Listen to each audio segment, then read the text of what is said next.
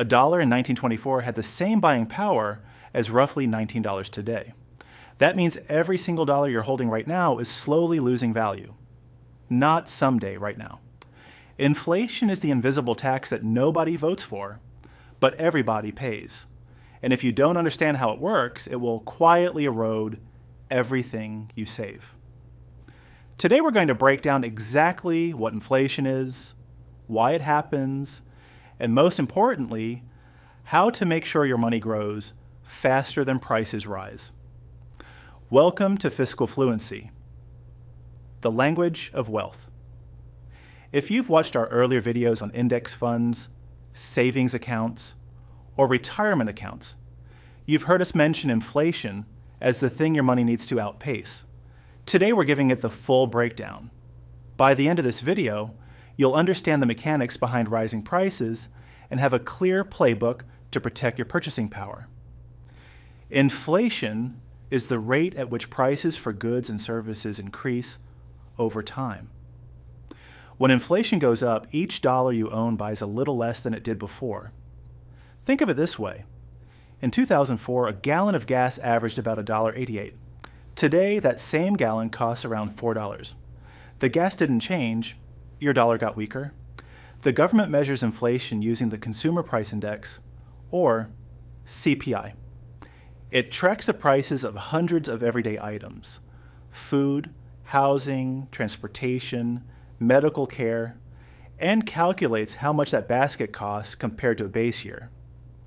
The CPI is released monthly by the Bureau of Labor Statistics, and it's the number you hear on the news when they say inflation is at 2.4%. There are two main drivers. The first is demand pull inflation, when there's more money chasing fewer goods. If everyone suddenly has extra cash, but stores have the same inventory, prices go up. This is exactly what happened in 2021 and 2022 when stimulus checks flooded the economy while supply chains were still recovering. The second driver is cost push inflation. When it costs more to make things, if oil prices spike, shipping gets more expensive, and that cost gets passed to you at the register. Both forces can work at the same time, which is why inflation sometimes accelerates faster than anyone expects. The Federal Reserve targets 2% inflation per year as the sweet spot. Enough economic growth to keep things moving, but not so much that your savings evaporate. Here's what makes inflation dangerous. It's invisible day to day, but devastating over decades. At just 3% annual inflation, roughly the 100-year average, prices double every 24 years.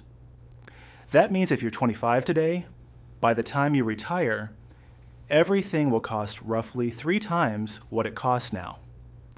If you're keeping your savings in a regular checking account earning 0.01% interest, you're literally losing purchasing power every single day.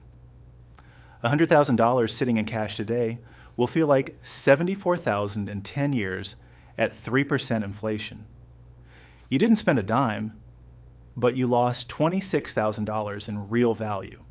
The good news: inflation is beatable. Here are the proven strategies. First, invest in the stock market. The S&P 500 has returned an average of about 10% per year historically. After 3% inflation, that's still 7% real growth. This is why we keep coming back to index funds. They're the simplest way to stay ahead. Second, use a high-yield savings account for your cash reserves. Right now, the best ones pay around 4 to 5% APY, which roughly matches or beats inflation. Your emergency fund should never sit in a zero-interest account. Third, consider Treasury inflation-protected securities, TIPS. These are government bonds where the principal adjusts with the CPI. When inflation rises, your investment rises with it. They won't make you rich, but they guarantee you won't lose purchasing power. Fourth, invest in yourself. Your earning power is your greatest asset. Skills, certifications, career moves. These often outpace inflation by far more than any investment. This is education, not financial advice. I'm not a financial advisor. Every situation is different, so do your own research or talk to a professional before making any moves. Inflation will never stop. But now you know how to stay ahead of it. Next time, we're breaking down a topic that trips up almost everyone: the real difference between ETFs and mutual funds, and which one actually makes sense for you. Stay fluent.